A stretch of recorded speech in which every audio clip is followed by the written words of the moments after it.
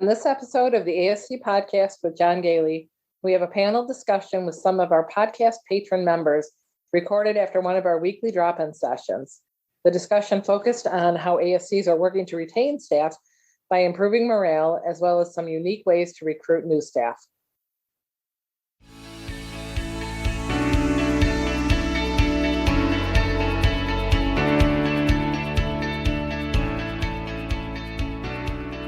Welcome to the ASC Podcast with John Goehle, the longest-running podcast specifically focused on the freestanding ambulatory surgery industry. This episode is sponsored by Surgical Information Systems, providing cutting-edge information solutions for surgery providers and ambulatory healthcare strategies, the nation's leading regulatory compliance resource for ambulatory surgery centers. For more information about our sponsors, please visit our website at ascpodcast.com.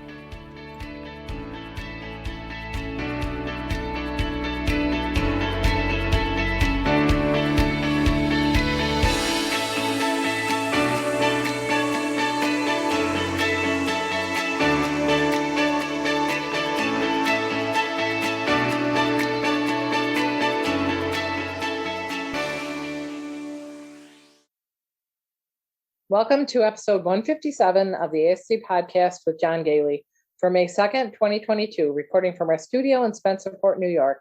This is Sue Cronkite, Chief Researcher for the ASC Podcast with John Goehle and Senior Nurse Consultant for Ambulatory Healthcare Strategies. The ASC regulatory environment is extremely dynamic, and the material provided in this episode is based on information available as of the date of the recording. Joining me is John Goehle, the owner of Ambulatory Healthcare Strategies, and recognized as one of the nation's leading experts in the ambulatory surgery industry. Mr. Goehle is the author of over 10 books on the ASC industry and a frequent industry speaker on regulatory accreditation and finance issues. So, Sue, we're recording from, not actually from our studio, we're recording from other part of the house because you and I are socially distancing because I've had an exposure to somebody with COVID and you have not. So we wanted to protect each other here. So we apologize to our listeners for this introduction, which we had to record outside of the studio here. So the sound quality will be a little bit better. But, you know, Sue, as part of our patron program, as you well know, we have a weekly drop-in session. So the patrons, of course, help support our, the ASC Podcast with John Goehle. We're very appreciative of all that. We currently have about 130 patrons. And every Saturday morning, generally, we have other days too periodically, but generally every Saturday morning we get together with a group. Sometimes the group is small. Sometimes we've had up to 15 people on it. And we have a great opportunity to talk about things that are kind of important to our listeners. We're always talking about some survey that somebody recently had. And then, Sue, you and I and other employees at Ambulatory Healthcare Strategies kind of talk about some experiences we might have had during the last week. Yeah, it's a great opportunity because they get to, have access to you, and often Lori Rodericks is there and Ann Geyer. And just each other, they've really bonded a lot of the members when we talk every Saturday and can bounce ideas off of each other. And we benefit a lot from it because we hear of so many good either ideas or questions that we hadn't thought of, things that we want to address in the podcast. And, that's kind of what happened here. Yeah, and you're also always frantically taking notes during the discussion as we try to pick up on things that we might be doing. A couple things that have come out of it we are working on. For example, there was a suggestion that we do a educational program, like a 15-minute educational program, video for members of the governing body that would be used to meet the requirements of annual education to the governing body on governing body requirements. In other words, what the regulations require for the governing body. So we're working on that. And another exciting thing that we've been talking about, so we talked about it quite a bit during ASCA 2022. You weren't there with it, but putting together a video to try to recruit staff to ambulatory surgery centers, put it on social media such as Facebook and LinkedIn. So that is something that's in the works right now, and our actors and actresses and script writers are working on that one. Sue, I don't know if you heard this. They were thinking about making it a musical. So I'm not quite sure that that's going to work that way, but I don't know. It could be. We have some very innovative staff. So a few weeks ago, during one of our Saturday drop-in sessions, toward the end of the drop-in session, there was a big discussion about what people were doing to keep staff happy. And so you and I were sitting next to each other, listening to this, and we kind of looked at each other, had this aha moment that let's record this and turn it into a panel discussion. Yeah, because that's a constant. Obviously, it's an issue for everybody. And a lot of the patrons had good ideas about how either keeping their own staff happy, because, that's a huge part of the battle if you don't lose anybody. Right. And also just different ways to reach out to the community to try to recruit new nurses or Right. other staff. It's not just nurses, it's techs, it's administrative, It's kind of everybody right now. Yeah. And so what we did is we actually, we told everybody, okay, hold the conversation. And the next day it was the Monday after that, we sent an email out to all the patron members and said, whoever wants to show up at 5:00 on Monday, and we set up a Zoom session. The recording, of course, is only audio, but we set up a Zoom session and we're able to get quite a number of people to chime in on the conversation. So very great opportunity. Again, I really encourage you to consider becoming a patron member. It's a very inexpensive option at the current time. It's $25 a month. It gives you access to all kinds of information, through our website, as well as access to some of our conferences, discounts on books, as well as various and conferences also that are not free. And of course, this weekly drop-in session, which many think is the best part of the whole patron program, as well as helping to support the efforts of Sue and myself as we put together this ongoing program that's been in existence for 5 years now. So let's take a short break and we'll come back and listen to our panel discussion on how to survive the staffing challenges in the ambulatory surgery industry.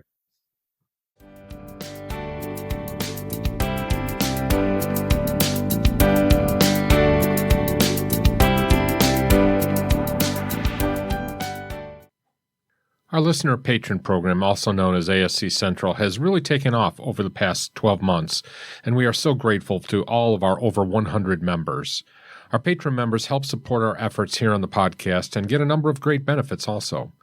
The ASC Podcast with John Goehle is the longest-running podcast dedicated exclusively to the ASC industry. ASC Central provides members with a wealth of management tools and resources, including regular members-only Zoom sessions with John and other members to discuss relevant topics, quarterly Zoom meetings where we update patron members with important issues in the ASC industry, periodic study sessions for leaders that are planning on taking the CASC or CAPE exam, and access to a large database that includes federal regulations, interpretive guidelines, and the state regulations, checklists for administrators and nurse managers, example meeting minute templates, example policies and procedures, budgeting and financial projection tools, risk assessments, and example forms, and much, much more. Members also get discounts on books written by John Goehle, ranging from $10 to $80 per book, and can even schedule a personalized mock survey with John and save over $1,000. For more information and to access this additional content, please visit ascpodcast.com or asc-central.com.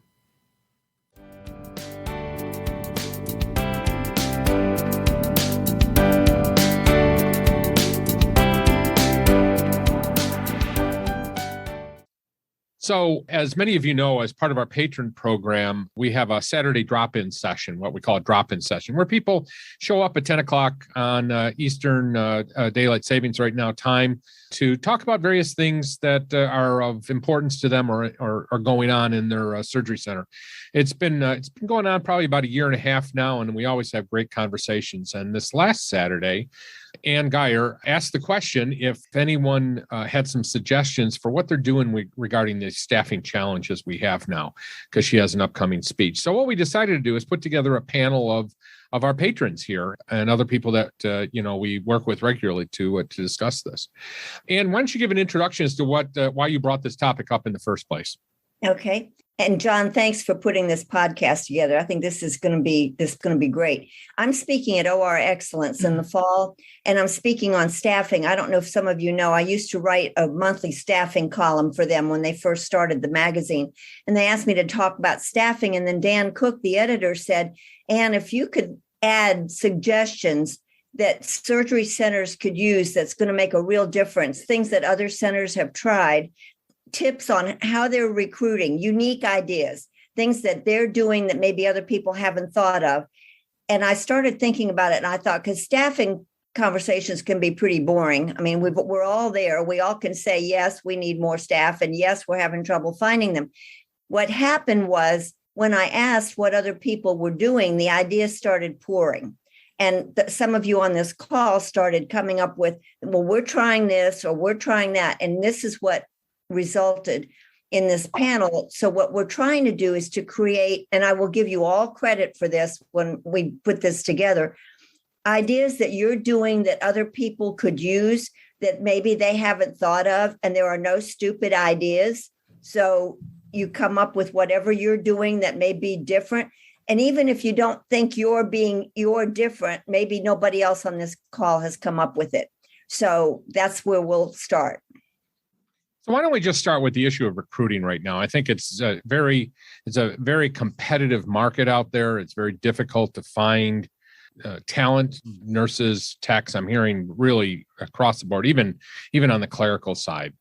So who wants to start this off with some ideas about how to recruit? Go ahead, Shane. So two things that I did for recruitment for my center when I first arrived 2 years ago was form relationships with a school of nursing and a school of surgical technology, because we're in a very competitive market in the Richmond area. And it's hard to find skilled surgical techs and nurses that don't want the hospital wages to work to come to the surgery center. So we partnered with the schools, and we've been pretty successful with surgical techs. The student nurses typically already have jobs lined up before they come to us. They come and spend, they do their externships here at the center, and then they do clinical rotations. So it's only been going on for a little bit over a year now that we've had that relationship. But we have been successful with surgical techs, which they're always hard to find here in the Richmond market. For nursing, we've started recruiting by word of mouth and utilizing our current employees and hiring med-surg nurses that maybe not have any experience. We also hired an LPN that graduated as a nurse, as an RN, and she's done extremely well. So we use a program very similar to the ARN program. We buy them books. We have a dedicated preceptors. That's key, that you can keep the same couple of preceptors throughout their orientation. And we try not to put a timeline on that. We try to, 3 to 6 months is ideal, but we also understand everybody's a little bit different in their pace of learning. So we try to encourage them to, in the preceptors to, watch for milestones, and we want to see continued improvement. But we also know that some people may take a little bit longer. Not everyone's going to fit the same mold. So those things that we've done for, help and currently my center is fully staffed, and that's a great achievement for my staff. And we also really include get the engagement of our staff. And that's key when you hire new people. You really do peer review, peer interviews, and observation time before you actually submit someone an offer. So.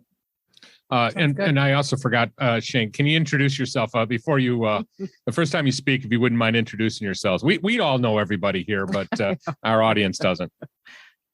So I'm Shane Stanford. I'm administrator of St. Mary's Ambulatory Surgery Center in Richmond, Virginia. Thank you, Shane. Hi, I'm Andre Bragimoff. I'm the director of Chicago Medicine Ingalls Ambulatory Surgery Center in Tinley Park. Those are, as Shane mentioned, excellent strategies. One of the things that we've tried in the past, and it was relatively successful, the hiring banner on LinkedIn. You can connect a position on the LinkedIn and post it on your own profile as a director, and then kind of, my network is pretty extensive, and, I had a few people kind of like that post and then reshared, like Andre's hiring, and, we had a few applicants, people reached out, even if they didn't apply, they were asking like, oh, what's the position?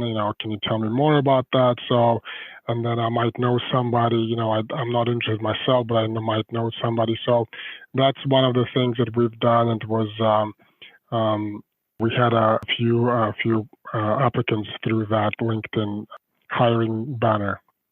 And Andre, along with that, LinkedIn is a very popular site, and it really is important that you build up your group of network. Yeah. your network. I'm trying to think what we call it in there. Yeah.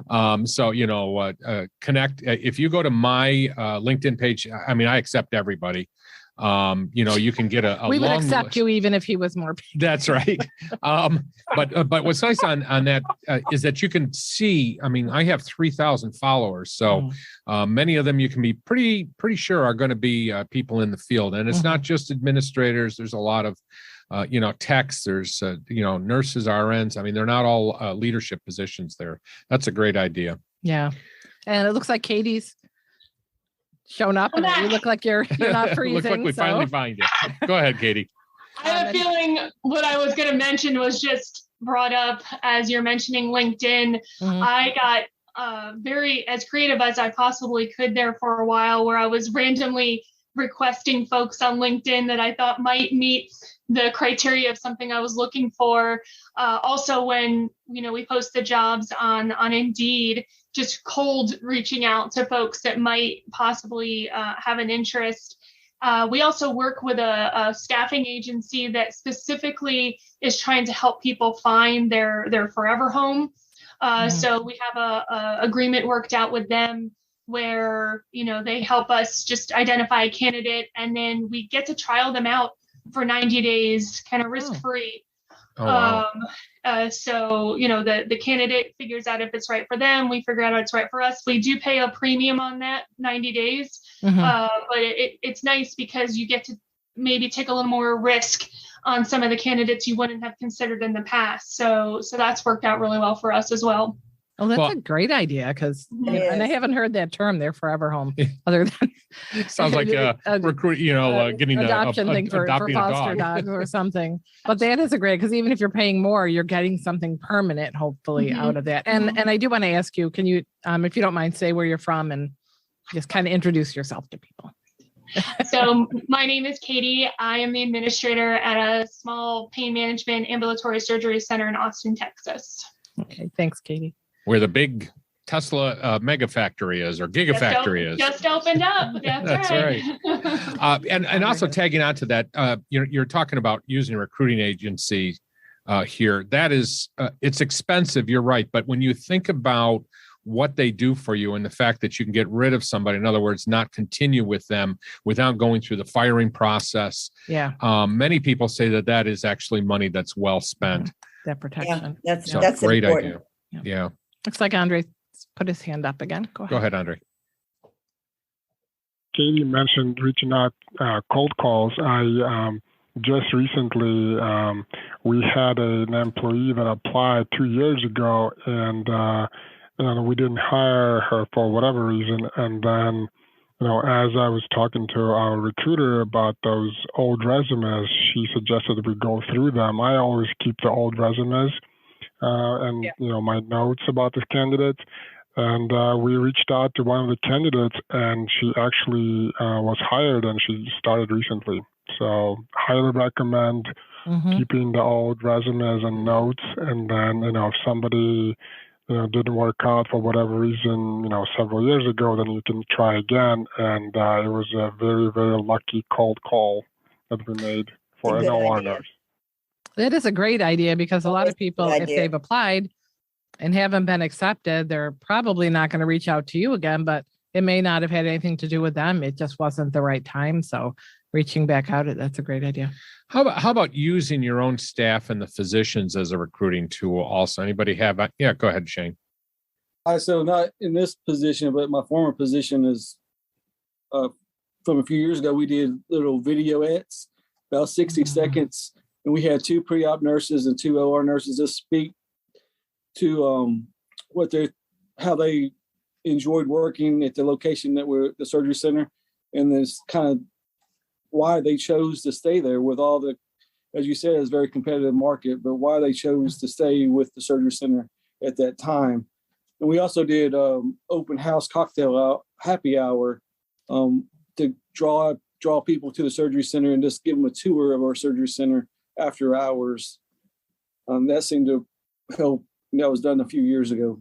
Drive them with food and drink. I was going to say, get them drunk, hand them that application, say, that listen. used to be a tactic we used in my hospital setting in the early 90s. They used to do that once a month to entice nurses.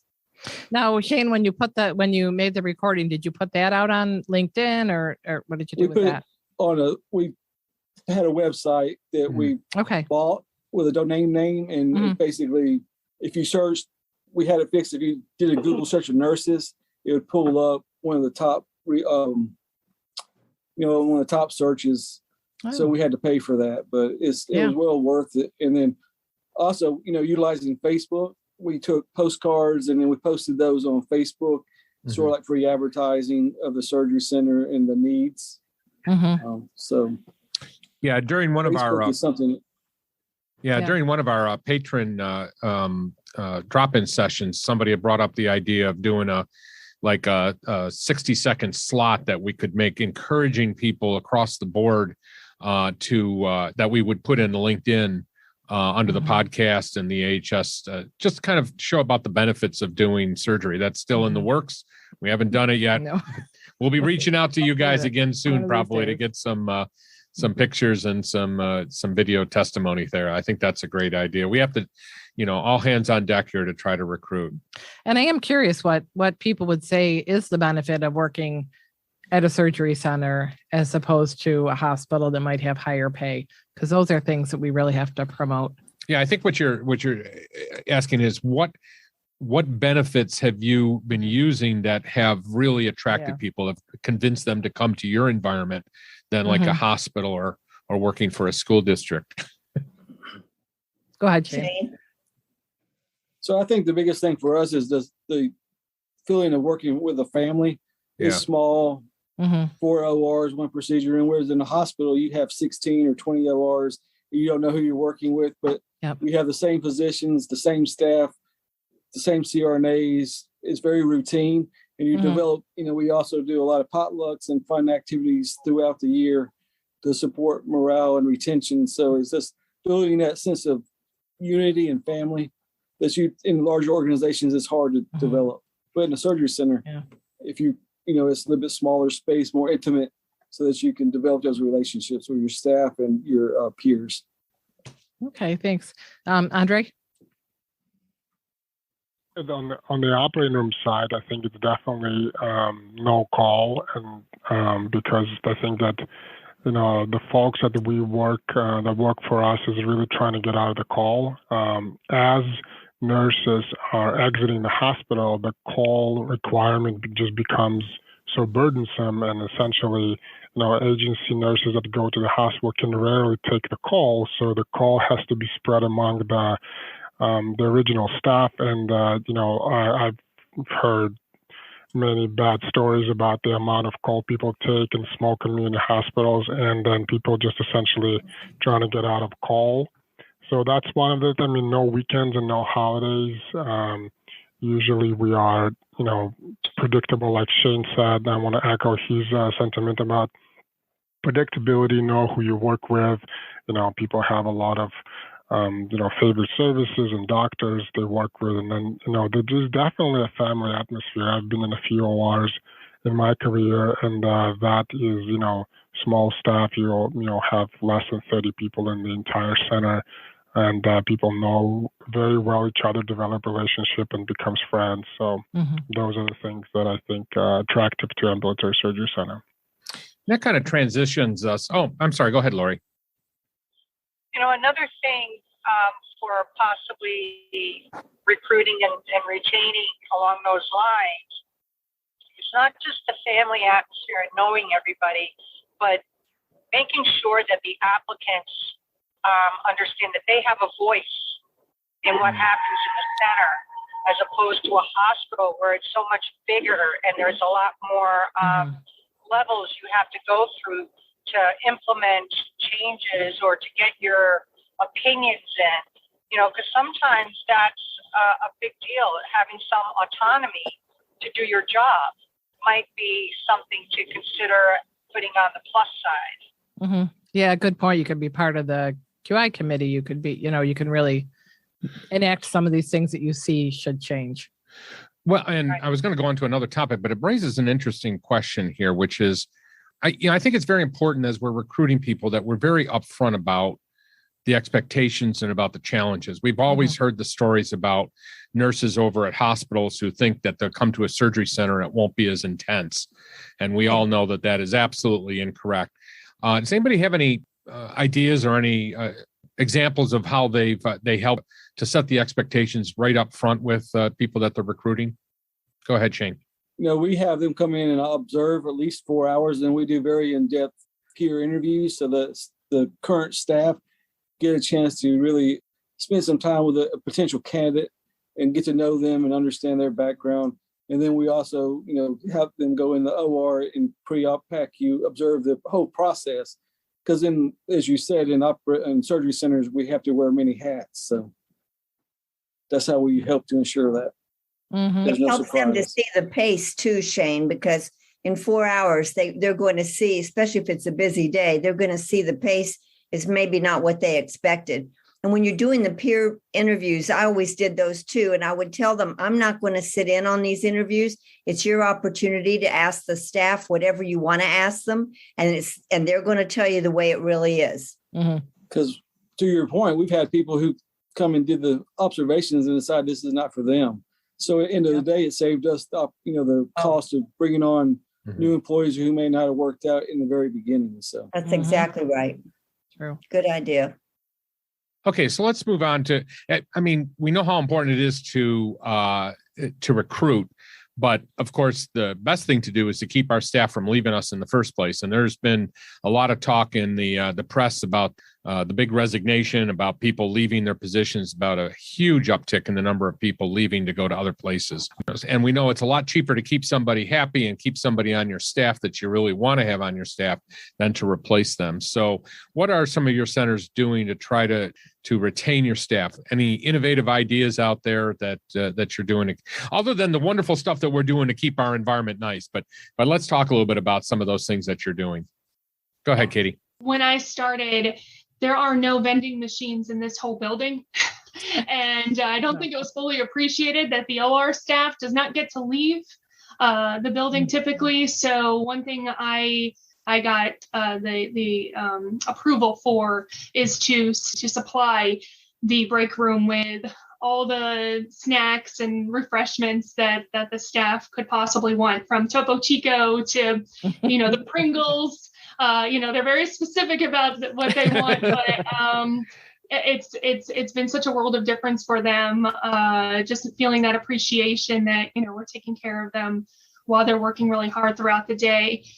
And just to kind of touch upon the people that you do want in the building, I think really what a lot of that comes down to is also the management's ability to identify who's not the right people in the building and take action on that. So in my short tenure here, I've done a lot of work on weeding out those that do want to be on the bus and those that don't want to be on the bus. And my team is so grateful and so much more willing to work with that one or two less people, knowing that, we're doing what needs to be done, to get the right people on the bus. So it's completely changed our culture, our positivity, our everyone's willing to pitch in because they know that that the right people are on the bus right now. So, Katie, that's a great point, because a lot of managers are so afraid of having a vacancy that they keep bad employees on.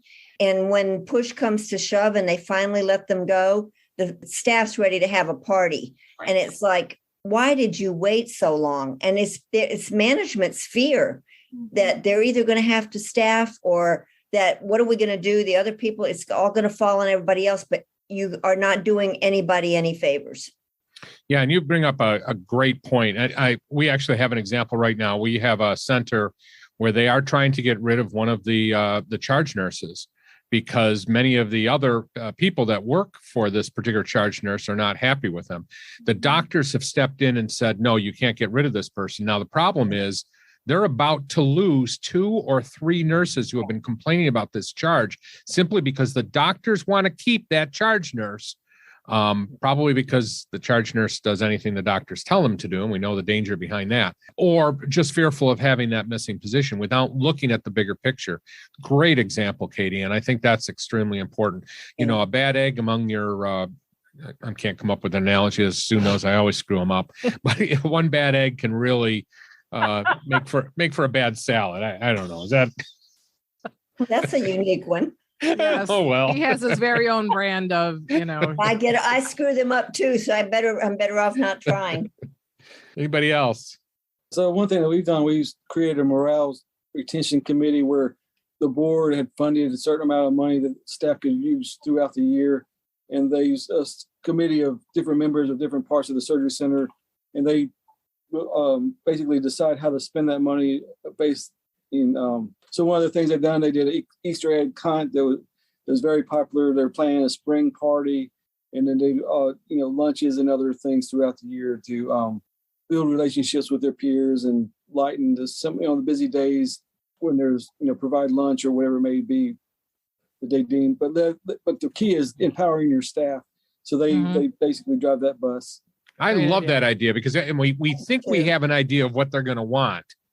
But when you give them the budget for it and let them make the decision, that's a great idea, Shane. We have one center, we have a couple centers that actually provide lunch to all the staff. And it's a catch-22 because people are happy that they, get the lunch for free. But then again, the problems or the challenges that they have in putting together the weekly schedule, inevitably half the people still bring their lunches in because they don't like what was on the menu. But, to give them the power to make some of those decisions, I think is a great concept. I think it kind of lost its power after people just got used to it. It became an expectation. Appreciate it quite as much. Yeah. This is Peggy and Tori. We work at the Ashland Surgery Center in Ashland, Oregon. So we're about three hours before you guys. So it's still middle of our workday. We have a lot of trouble over here with staffing over here in Oregon. Techs especially, but one of the things we have implemented recently was recognizing birthdays or work anniversaries and trying to be specific to things that they like. Certain gift cards to certain places or getting lunch for the day, but it's something that's maybe their favorite food. Just something that just recognizes them. And again, it really gets back to you mentioned it, Tori, ask them what are their favorite foods, what do they like? I love that. Instead of trying to guess what somebody wants, try to ask them and tell them that you want to do something nice. Go ahead, Laurie. Another way you can always do it is you could celebrate birthday months. And in that way it's for the group. You can always have a list or a card with everybody's name whose birthday is that month, but it's not, unless of course they're the only one that month. But then no matter what you lose. But that way I would just advise not to put their names on the cake in the unlikely event you forget one. And then you have a very sad person. Yeah. That's wondering, are they fired? This is how we're telling you. Go ahead, Andre. In our leadership team, we actually did a little book club, and one of the books that we've read together was The Power of the Moment by Chip Heath and Dan Heath. And in that book, they kind of emphasize how the start of the job is really important because people will remember that. Essentially, people remember like the start and the end. They don't remember the middle very much, but the start at the end people remember.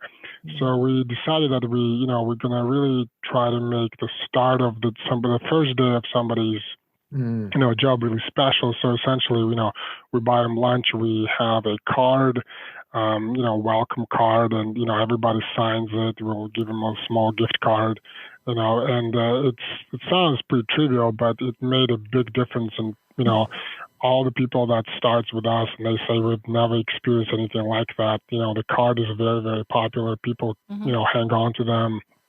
So I think that, I highly recommend the book. It's actually very funny. And what was the name of the book, Andre? It's called The Power of the Moment. Okay. It's like a blue cover with a mason jar and a lightning inside. It's very hard to miss. Okay. We'll put a link to it on the with the. That sounds like a good idea too. Well, and that actually gets to the next topic, or discussion item, and that is, how do we mentor new employees? How do we train them to make sure that we set them up for success? Well, Lori, Ann, and I spend a lot of time talking about mentoring, the importance of mentoring, the importance of making sure, to Andre's point, that they're well prepared for that position. So have at it. Oh, I was going to say there was an article today in Outpatient Surgery Magazine that I just got. Kathy Beidler wrote an article about people who were her important mentors. And she had 4 or 5 of them that she said, this is who they were. This is what they did. And I know I have a list of my mentors. You never forget them. Where we all are today is usually thankful. You can thank 1 or 2 people that got you there. Shane, what were you going to say? I was going to say, really, it really starts fundamentally at the very beginning when you hire someone. Hire good people, and you grow your good people from there. Because as people have pointed out, if you have 1 or 2 bad seeds, it destroys the morale, and doesn't matter how hard you try, you'll never fix it. So in the very beginning, just trying to hire up, and always manage your people up, and have consistency within them. For new employees with certain people, and reward those folks for the extra effort that they put in, preceptor pay or wherever it may be, for onboarding new employees, and making sure that you take the time to meet with those employees periodically. And then not everybody's on a set schedule. Some may take longer, some may take shorter lengths of time to get where they need to be, but just always encourage them. And if they're not making it, then you have to come up with plans to maybe this wasn't the best fit for them and move on. But that's things that I've seen in my career. So you said something important too. You said preceptor pay. Most of the jobs where I've been, preceptors are not rewarded. I don't know about those of you on the call. You've got preceptors, you've hand selected them, and they're excellent, but they never got recognition, whether it was pay and I think that's a great idea, just providing some kind of recognition, because they've got that new employee in their hands and they're molding them to fit your culture. And we really need to concentrate on that. I think that's an excellent suggestion. Just to kind of piggyback off of what Shane was just alluding to, in that and this is probably true anywhere, but the importance of identifying where that person is right now versus where they need to be. I don't think doing a cookie cutter orientation is ever really that beneficial. I think really identifying, where their strengths and weaknesses are, where, and where do you want to go? Where do you want to be, or what ideas have you had? So I had one individual particularly, I hired her for pre-op PACU, and then she started expressing interest in the OR. So I let her start shadowing more and really learning more about that. And now she's just, a rock star in the OR. So I think it's really cool being able to give folks, that opportunity to kind of figure out what they want to do within this environment as well. Yeah, and I'm sure she does a much better job there than she would have if she'd stuck out the other, stuck in the PACU and not enjoyed it. Basically what Katie was saying, and Ann, so if you do have preceptors or you have someone that's mentoring your new employee, have them watch out for warning signs. And what I mean by warning signs is are they happy where they are? Or do they shine in a certain spot of that job? We had a young lady that came on, and she got hired into the operating room. And, one day I just stood in the hallway, by the scrub sink, and I sat on the trash can, and I said, "So you're not happy, are you?" And she said, "Well, what do you mean?" I said, "You're not happy. I can see that you're not happy." And she's like, "No, I miss the patients. I miss, she used to be in labor and delivery and stuff." Well, we had another area in our center that I, was able to transition her over to, where the patients were awake, alert the entire time. And she just was in her element. And it's just, so it's not always, whether they're going to succeed or not, but just to keep an eye on them and get those cues. It's so important, because they might put on the happy face for their preceptor, but, sometimes it's your job or your nurse manager's job or whatever to be looking around the corner and just looking at, we're really good at looking at eyes now. Operating room staff can always tell by we knew what the surgeons were thinking in anesthesia by looking in each other's eye, but now everybody in your whole center knows, because that's all they see is eyes. So you can tell when someone's eyes are not happy, or just the way they're walking. That's a great point, Lori. That way you don't. Yeah, so that way you don't lose that person. Mm-hmm. And maybe it ends up not working out. And like Katie said, having, you've got 3 weeks for this and 3 weeks for that. No, that's not the way, that's how it used to be in the hospitals and whatnot. You can't do that. People are people, and you got to respect what their limits are. And, someone might be better in 2 weeks, or they might need 4 weeks, so you have to be willing to bend and flow and use pencil. My favorite thing besides iced tea. Yeah, you're probably driving to a Dunkin' Donuts right now. No, you don't have them in this part of New York. Don't. I did want to point out something too. We got about 18 minutes left to talk, so we have to be careful about our time here. But think a little bit about students too and interns. In our surgery center, before I did this full time as a consultant, we had a summer intern program. My own daughter, who now of course works for our company, she came in. She was thinking that she was going to become an anesthesiologist. She got smart when she actually did a summer internship over at the surgery center. She fell in love with nursing, and one of the things that we did, obviously we made them work hard. They were discharging patients, they were scanning, they had all kinds of grunt work behind the scenes. But one thing we were very careful about is making sure that they had an opportunity to shadow everybody and to be able to spend time in different parts of the practice. And that is not the only story that we have of summer interns that went on to work in the surgery center, or at least the healthcare field afterwards. So keep in mind, open up those opportunities. There's always great opportunities during the summer to keep some high school or college students, make sure it's age appropriate, of course, employed, to kind of give a benefit to your employees as well as to the student, and then to give them an opportunity to perhaps see and experience what it's like to work in a surgery center. Mm-hmm. Don, another place that works is within the business office. If you can partner with a technical school, they need places where they can get experience, their students do. And if you can get them to come into your center and rotate through the business office, you can almost always hand select people that you really like from those programs. Yeah, I'm currently teaching, or I just finished a semester teaching at a local four-year degree college, and they have been reaching out to me. I feel bad because I have not had an opportunity to connect with the person who's doing this, but they're looking for people that are in health information or health administration for internship positions. Probably not going to be clinical, but as we've talked about, it's not just clinical people that we're trying to recruit right now. So I'll definitely reach out soon. But think about developing those relationships. If you have employees that work at a local university, you're going to have a little bit better opportunity to see that. But definitely reach out to any of those organizations that might have a program that's looking for interns.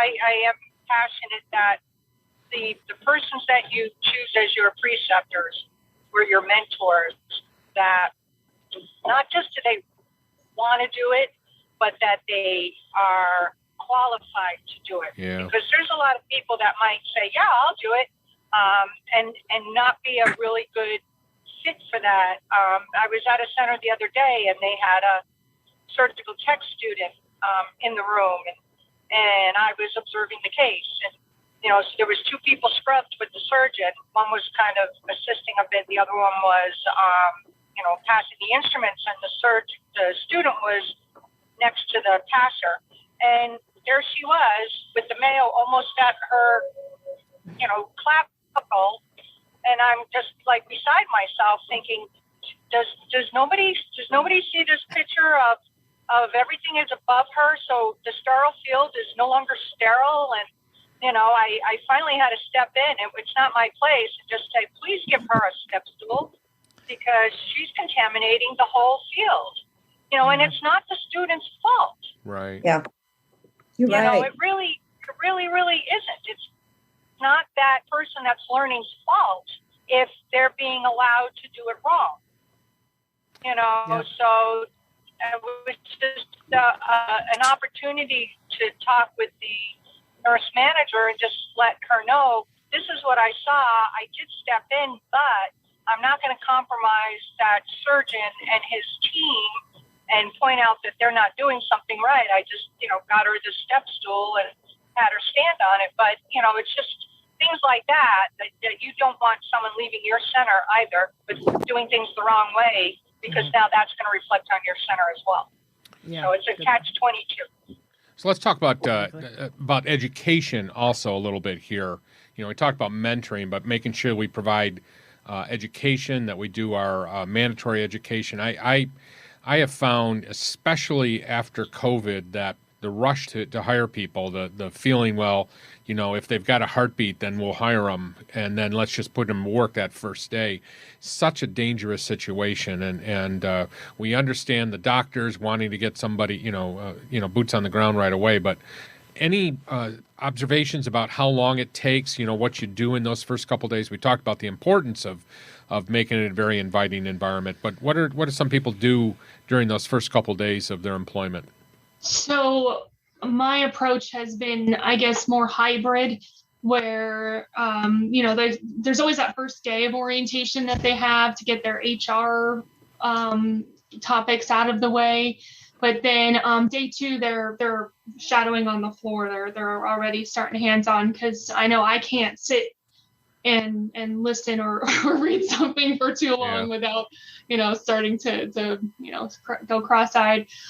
So what I have started doing is asking, how many days or hours even can you dedicate towards learning and building it up that way. So at least one day a week for the first month they spend, I've signed them up for, the AORN courses and things like that, just to get familiar with what the expectations are in an ASC. But it's not, a consistent classroom setting. It's very staggered throughout their beginning weeks. So they can absorb some things. Go ahead, Shane.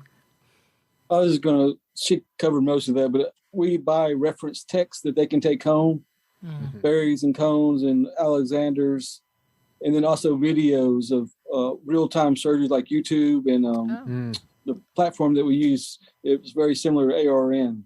And we also have a reference library. I bought any kind of surgery you do, I tried to buy a reference text to that. So even the seasoned staff can go in, if there's something we've not done or need to be refamiliarized with, they have the opportunity to learn about it before the case is performed. It's a great idea. Yeah.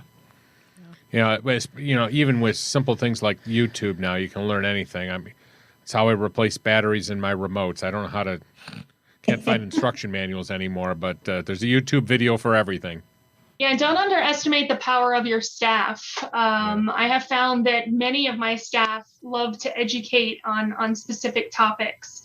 My rad techs, they love to do, the radiation safety education on any new employee, and even they'll start teaching about some of the procedures and what's expected. So, definitely utilize them. How about paying for people to either attend conferences or, of course, we're a virtual conference company, so hopefully people are using some of our virtual conferences too. But do you have healthy budgets? Do you have a challenge in getting your owners to give you a budget? How about up there in Oregon? How's it going up in Oregon? Well, we did get them this past year to approve a group membership for AORN. Oh, good. Both local and national, or do you have a local? Well, not anywhere very close. Portland probably is the closest, and that's how far away? About 4.5 hours. Oh, yeah.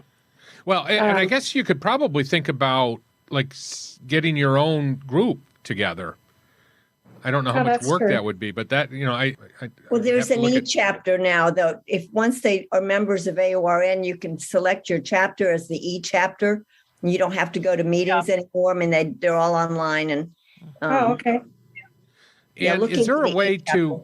Do you know how much work it is to set up a local chat? Yeah, because here's what I'm thinking, and I remember doing this back in the 90s even, is our surgery center, we actually volunteered to be the site for some of the meetings. Didn't always work out, but Is it difficult to set up a local chapter, Ann? It is, John, because what's happened, I was a chapter president for 6 years in South Carolina, and it became harder and harder for people to get to the meetings. Okay. And subsequently, this was in the 90s, and subsequently AORN created this e-chapter, and it pretty much destroyed local chapters. Because at that point, people said, why should we go to a meeting when we can participate online? I think e-chapter is the biggest chapter out there now. Oh, wow.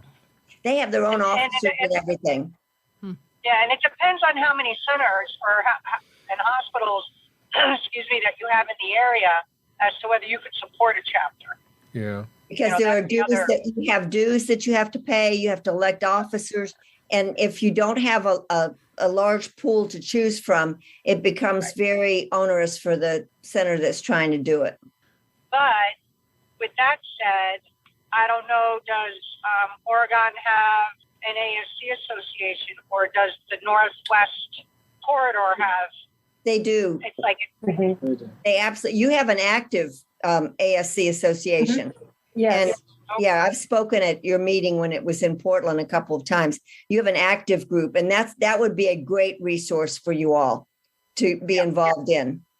Yeah, definitely. And Oregon just passed a bill. I'm not sure. I think it was back in 2016, 2017. They passed the law that all surgical techs had to be certified or grandfathered in. And so we've had a horrible time trying to find techs. We have no schools in the area. It's just been, just a dearth of techs. And if if they let it lapse, then they'd have to start all over. Right. And we're not the only ones in this. I mean, it's all over the state except for in the Portland area. So they just passed a bill that they're going to start another, like an apprenticeship program that ASCs can, it's more like on the job training, but the applicants they'll do probably online classes, to get certified.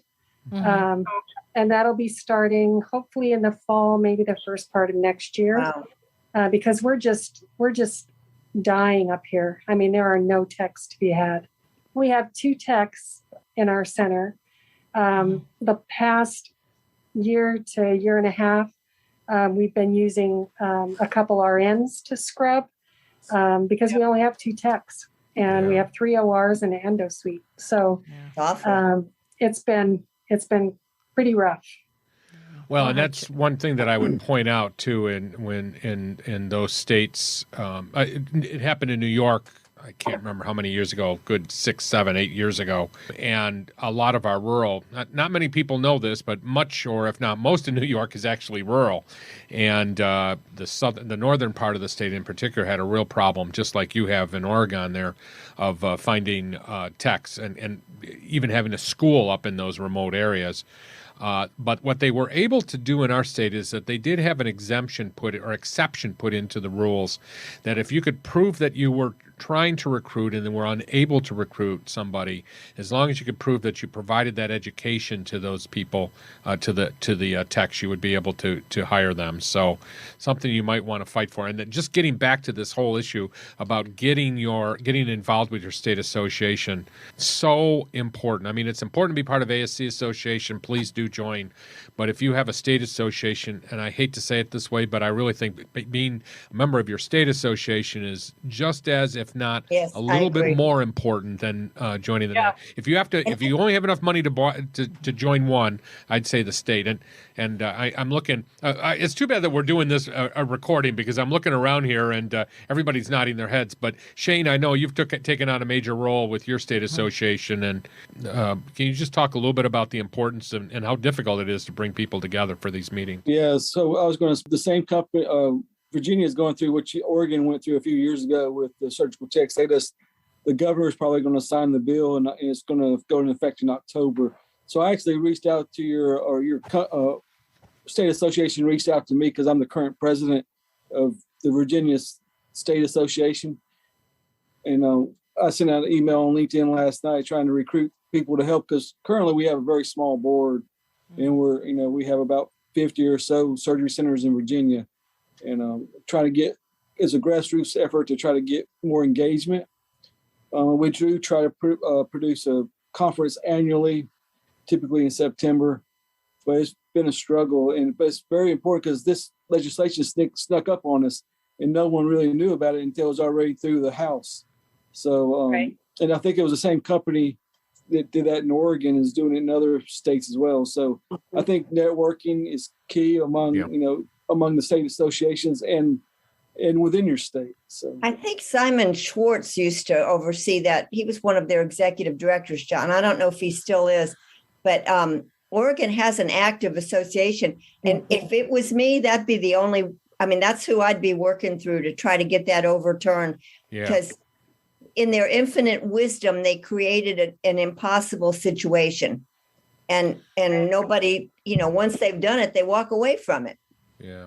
Or if not overturned, at least have reasonable, exemptions or exceptions put into the legislation there.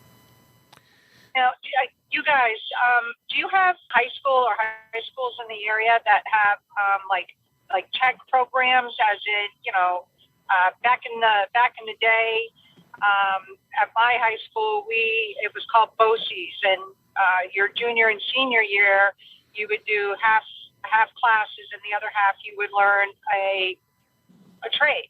We put out dental hygienists, we had LPNs, we had cosmetologists, all that stuff. And if you have a school in the area that has programs like that, maybe it would be worth talking to them about a surgical tech program. Mm-hmm. That's a good idea. It's just something to think about. But again, like John said, your state association is going to fight for what your state needs. Mm-hmm. The bigger association is going to fight for all, but not focus on the things that are more pertinent to individual states. They'll help you. Those trade schools used to be really popular. My sister did that in high school. California. Yeah, because you go to school half the day and then you learn a trade the other half. When you graduate from high school, you've got a job. Right. Mm-hmm. Well, I would like to thank everybody. This has been great, and we're going to keep doing this sort of thing. I appreciate everybody's input. Again, I'd like to encourage everybody. Great ideas. Join in on our Saturday sessions if you're a patron member. If you're not a patron member, don't forget to go to ASCPodcast.com and become a patron member. And remember, if you join one of our boot camps, we have the next one coming up in May, which is the Director of Nursing Boot Camp, you automatically become a member, a patron member. I want to thank all of my panelists here. We'll put everybody's names, if they're willing to put their names down, in the show notes here. And again, thanks so much for your time. We would like to thank our sponsors, Surgical Information Systems, providing cutting-edge information solutions for surgery providers, and Ambulatory Healthcare Strategies, the nation's leading regulatory compliance resource for ambulatory surgery centers. For more information about our sponsors, visit our website at ascpodcast.com. This podcast has been an educational and operational tool and is not intended to be a comprehensive resource for all rules, regulations, and standards that an ambulatory surgery center must meet. The advice provided should not be considered as, nor does it constitute legal advice or opinion. When reviewing specific situations involving legal and regulatory issues, attorneys and other professionals should be consulted. This has been a production of Eden Group Development. All rights are reserved. If you're interested in advertising or sponsoring the ASC Podcast with John Goehle, please email us at info@ascpodcast.com. We would love to hear your questions and comments. Please email us at comments@ascpodcast.com.